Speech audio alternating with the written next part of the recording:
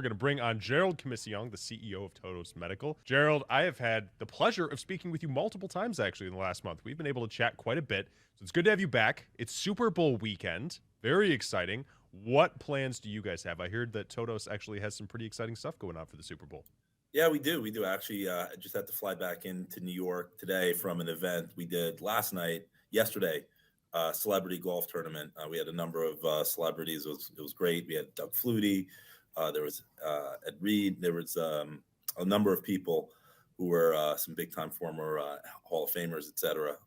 Got to spend the day with John and Pete Najarian too, which was pretty cool. So that was, it was a good day yesterday. Really set the stage. I got to know a lot of people ahead of the celebrity event tomorrow, where there's going to be a lot of action, a lot of activity, and we're really promoting our Tollovir brand. This is really the kickoff and the launch, so it's exciting for us. Awesome, man! Very exciting. Ed Reed, one of my all-time favorite football players. So very cool. So some good names in there though. Very exciting. So let's break into what Todos is doing, right? Before we do that, actually, who's your pick for the Super Bowl? I gotta know. I think the Rams are going to win. Okay. All right. Well, we're Detroit fans, so we're sad Stafford left us, but you know what? I hope he gets a Super Bowl. Good for him. So we'll be watching that. But let's talk about Todos a little bit. You've been on All Access multiple times. I've gotten the chance to interview you several times as well. But for those of the audience that don't know, give us a brief overview of Todos, what you guys are working on, and what's been going on throughout the pandemic. Sure. So Todos Medical is a Israeli diagnostics company. We've been historically focused on cancer. We got into COVID because we saw the need.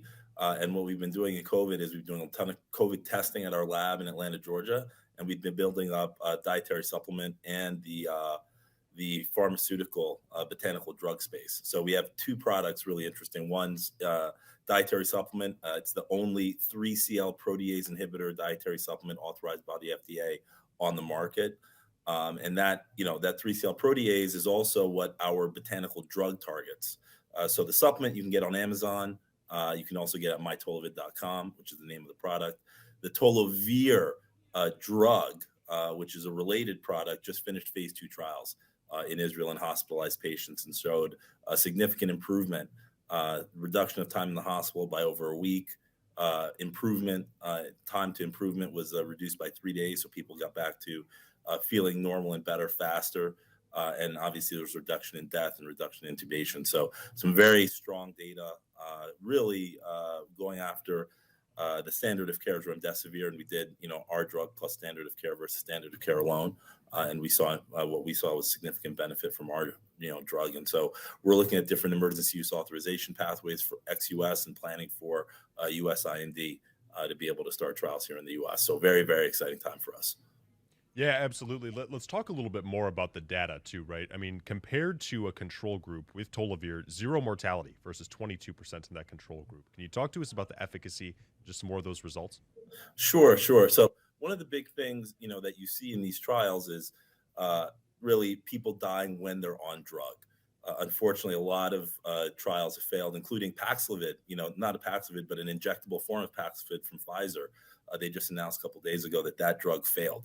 And so there really isn't much in the hospital for these people. What we saw is when people were on our drug and they were taking it, they got better, they got stable. All 11 patients got better and got stable. Unfortunately, one of them passed, about a week and a half after they stopped taking our drug. And so what that tells us is when you're on our drug, you take dying off the table. In the control group, there were 3 deaths, including 2 during the study period, those first 10 days. So you saw that really significant reduction in mortality on the Tollovir side versus on the placebo side. So, taking death off the table is critical for the healthcare systems, for the payers being able to get people out of the hospital a week faster. That's really the money endpoint. Because, here in the US, it's 10,000, 20,000, 50,000, 100,000 a day, depending if you're where you are and if you're in the ICU.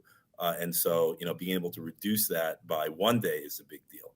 Being able to reduce that by 7 days is a complete game changer. It's going to get people out of the hospital and get those hospitals from being full to, people coming in and going out so they can do their other surgeries, which is really what's needed.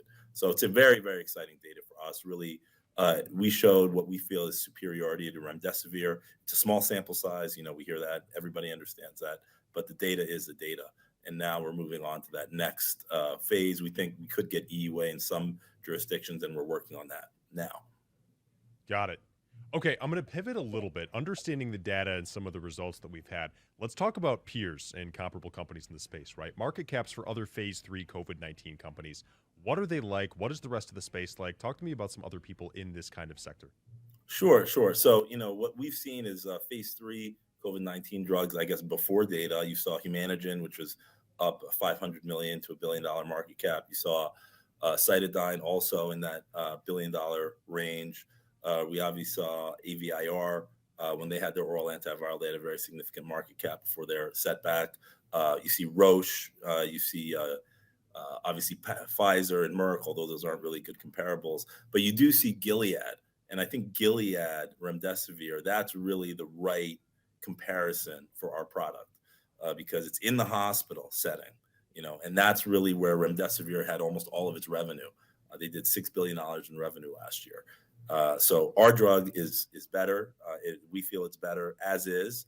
They're actually trying to make their drug an oral version to kind of compete with where we are now.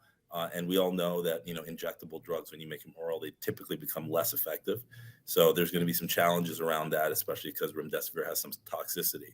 So it really is looking like, Tollovir is stepping up to be in the right spot to be able to address the problems because everyone said Omicron was mild, and yet, 3,500 people are dying every day in the U.S.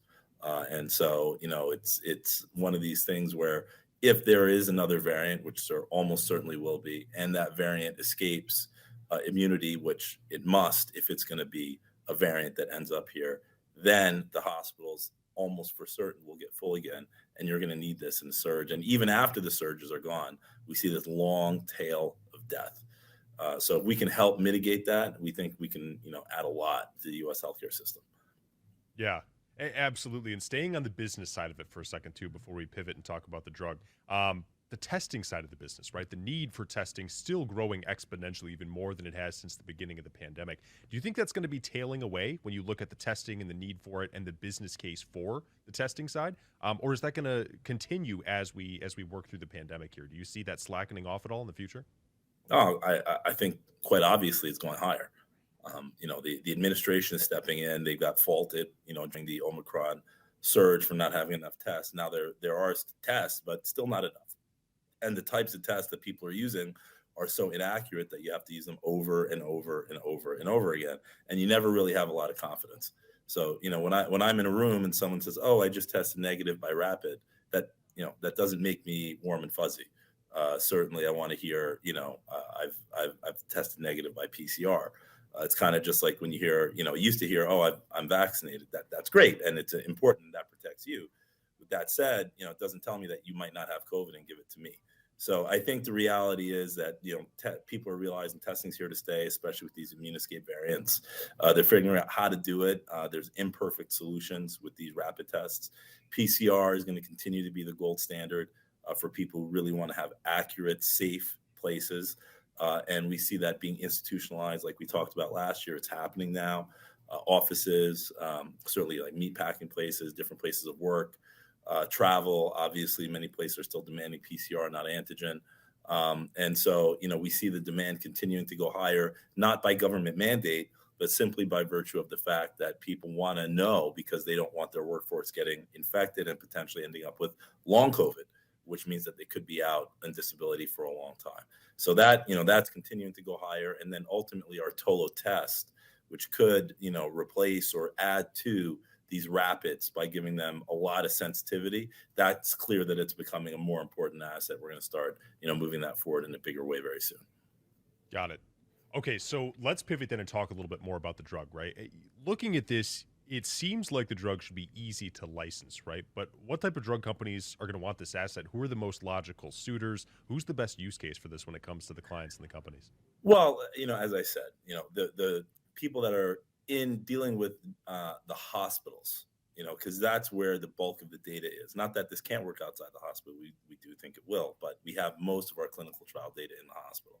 So there, I can't speculate as to which companies, but as I mentioned, remdesivir, Gilead, certainly their franchise and where they are in the hospital and treating COVID-19 patients, that kind of product is the way to go. Obviously, we see other drugs like dexamethasone and other things being used, but really that's where it is. So I think, anybody, either Gilead or looking to compete with Gilead to get into that hospital market and deal with these infectious disease patients, that's the obvious suitor. But of course, there are many other companies that provide products into the hospital, that have sales channels into the hospital. And on an emergency use basis, what you have to remember is that the government's the direct buyer, and then the government distributes. The good thing about our product is it's really easy to stockpile. You don't have these crazy, very short expiration dates. You don't have temperatures that it has to be kept at in some, very cold. So for us, they're bottles. You put them in, you keep them on the shelf, and then you take them off and you give them to people when you need them. We think that provides a big advantage for stockpiling that some of these other monoclonal antibodies or drugs like remdesivir that are IV don't have. Got it. Okay, so that's actually a good segue to talk about what's coming next, right? The talk of the town right now really is how a lot of people are expecting the Delta variant to hit the unvaccinated population pretty hard this season. Looking at that, talk about the situation as a whole, right? Biden's goal of 70% vaccination. Are we going to hit that? Are we falling short? Let's talk a little bit about why this is so necessary, as the Delta variant is expected to slam, more than likely, as a lot of medical experts are saying, the unvaccinated population.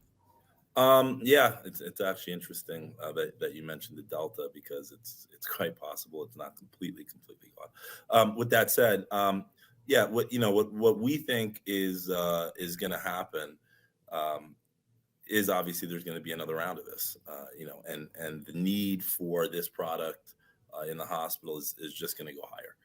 So, as you asked the question, hey, how do we see things pivoting from here? The reality is we've come to accept, hundreds of thousands of cases a day. We've come to accept thousands of deaths. But I don't think that is really something that we truly accept. It's something that we've been tuning out from. The problem that we foresee is that the next variant, when you talk about the unvaccinated, a lot of the resources that we've been using have been going towards the unvaccinated. And that's going to continue to be the case. And the problem really, you say 70% are vaccinated, but many of those people are becoming unvaccinated. Their immunity is waning, or they think that they have immunity when they don't, or they took an extra booster dose and it didn't work and they don't know it. So when we say, immunity, every day that goes on from a high level of immunity, you become less and less immune. And the challenge right now is that we have no real idea where we are from an immunity perspective, like almost none. So what we need to do is we need to start really ramping up our neutralizing antibody testing to see where people are in the cycle. With so much Omicron running around, a lot of people did interact with the spike protein again. A lot of people may have increased their neutralizing antibodies, but what we're learning is a lot of people are getting reinfected, including people who are vaccinated and boosted, getting Omicron twice. And we need to see why that is. Have they had some kind of immune injury that is causing them to be unable to respond the second go round? And we're seeing now this, Omicron 2 show up and start to really take over. In Denmark, it's the large percentage of the population. South Africa, it's a large percentage of the population. Now, in the US, it doesn't look that high. And hopefully in some of those other jurisdictions, hospitalizations didn't go up. But it's clear the makeup of the US is different than other places. And so we think that, the question of, vaccinated versus unvaccinated, that's becoming less important every day, because even if you've been vaccinated, that immunity is not as strong as we once thought it was. It's very important. It's important to have, but more and more people are still moving in the direction of losing their immunity and ending up in the hospital. So having new treatments to help those people get out of the hospital faster, to leave capacity, is the key. Got it. Okay, so we talked a lot about the immunity, the vaccinations wearing off and stuff like that. Let's pivot just a little bit and talk about the Tolo test, which actually had some really good data too. But that can register active infection 1 to 3 days after infection. So if people had an earlier test for diagnosis, something they could do at home, theoretically that could really slow down the contagion. What's the plan for the Tolo test? Right. So the plan for the Tolo test is now we're going to be investing in the prototype. So we have the raw data with the test in the lab at the hospital. and that was very, very good. So we think that that is, kind of commercial product number one. Start monitoring viral loads in a much more efficient and robust way at the hospital, and finding people who went into the hospital not for COVID, that if they do get COVID, finding them out very early so you can start to intervene earlier. Because, if you went into the hospital not for COVID, you likely have some risk factor because you're in the hospital. And so then once you get COVID, then you do become one of those very high at risk people. And so that is a population that we're seeing more and more as daily stuff is going on, and you're starting to get more procedures. More and more people are going in and getting COVID as a result of being in the hospital, as opposed to coming in with COVID. So that is, that works both ways in terms of the that aspect of it. So that's step one that we think is going to be really important. The next things that we think are going to be really important in that setting are really moving the ball down the field in terms of not just the level of immunity or where you are with immunity, et cetera, but getting the hospital settings to be educated about what can be done with the new products. So there's something that's going to be going, we think pretty soon. There's going to start to be a shift because hospital workers and doctors are obviously very tired of having to deal with all of these patients that are taking up a lot of their resources and time in the hospital. And they're going to be demanding new products. And that's where we think we could have an impact both with our Tolo test and our Tollovir drug diagnostic combination. In terms of the at-home for Tolo test, we think probably 3 to 6 months from now, we'll have the prototypes be able to start rolling them out, as well as the mass distribution Tolo test. Got it. Okay, so you started us off there. I want to start to close and wrap things out by talking about the future for you guys, right? We've talked about a lot of data, a lot of the current situation with COVID, right? But let's start to talk about Todos. What should we be on the lookout for from you guys the rest of Q1, moving into the rest of the year? And what's on the roadmap for you guys' priorities? You guys have a lot of balls in the air, but what's real priority for you? Yeah, so in terms of pinning down what we're doing, because we do a lot, but we got to distill it, okay? All of the 3CL biology-related work, so Tolo test, Tollovir, Tollovid Daily, that's all going into a subsidiary, majority owned by us, that we're in the process of closing a joint venture with NLC Pharma. Okay, that's going to be self-financed. So the phase 3 and the commercialization, all that's all going off into a separate entity that will have the revenue base of the Tollovid with it. So it'll be revenue and the development going with it, to sustain growth. That will take the capital raise pressure off of the parent company, because that will go off and raise its own capital. Okay. Then Todos, the parent, is going back to refocus on the core business, which is testing at our lab in Georgia, PCR testing, ramping that up, continuing to ramp that up, continuing to add complementary tests so we can get more dollars per patient as we better service the entire patient, rolling out the neutralizing antibody testing, and then targeting all of that in the areas towards our proprietary tests that are going to be coming out in the market about a year from now. Those are really our cancer tests and breast cancer tests, especially Videssa. So, as time goes on, obviously there's a lot of interest in Tolo test, Tollovir, and Tollovid. We're wrapping up the deal to own all the assets, consolidate it, and get it ready to do its own capital raise in Q2. So we're seeding it right now and doing its own capital raise in Q2 to fund that phase 3. And that money's not going to come at expense to Todos shareholders, right? And then Todos is going to keep its revenue producing business on the PCR side, on the distribution side, grow that, and then layer in our Videssa test towards the end of this year, early next year. And that's really where we see, potentially huge movement because that's a proprietary test that we expect will do $75 million in revenue between 2023 and 2024. Got it. All right, I hope everyone was taking notes. It's a lot to keep track of. It's going to be a busy 2022 for you guys, no doubt. Before I bring on my pal, Spencer Israel, and get ready to transition, I want to circle back to where we started, this celebrity football tournament this weekend. I think it's a really, really cool initiative. What message are you guys looking to drive home with this? What is this supposed to accomplish? Well, the number one message is that there is a new tool to help you support your immune system when you're out and on the go, especially in a sports setting. We want you to stay in the game. That's the objective. So Tollovir is really an immune support supplement. It stops the 3CL protease. That's going to be our marketing tool and really explaining how the 3CL protease works. We're going to point at Pfizer's Paxlovid and some of the data that they showed to say, hey, this is something you want in your system.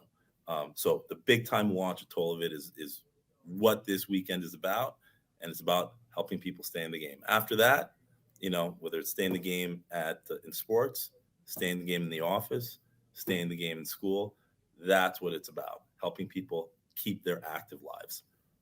Awesome. Love that. Gerald, every time you come on, you've got interesting insights and always a lot to keep an eye out for in the future, too. Enjoy the Super Bowl weekend. Have fun. We'll talk to you soon. Thanks, Gerald. All right. Thank you very much.